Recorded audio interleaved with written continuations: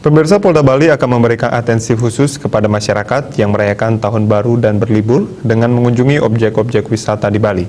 Polda Bali akan melakukan upaya pendisiplinan masyarakat dalam hal penerapan protokol kesehatan saat perayaan Tahun Baru dan libur akhir tahun.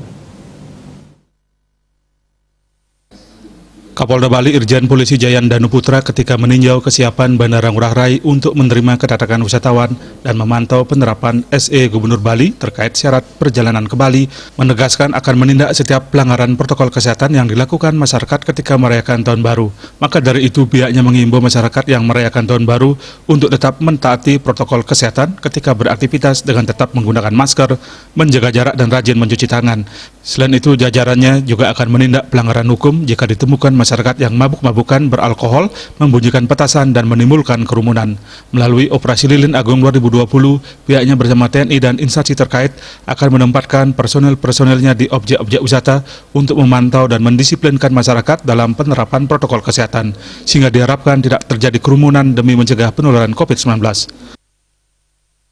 Sama, ya, itu salah satu objek yang tadi saya sampaikan adalah tempat wisata. Tempat wisata sebagaimana surat edaran juga diwajibkan, ya, surat edaran diwajibkan bahwa tetap mematuhi protokol kesehatan. Apa isi protokol kesehatan semua sudah tahu. Nah, itu kita lakukan pendisiplinan di situ. TNI dan Polri dan aparat lainnya dari pemerintahan daerah melakukan penertiban itu, gitu. Ya.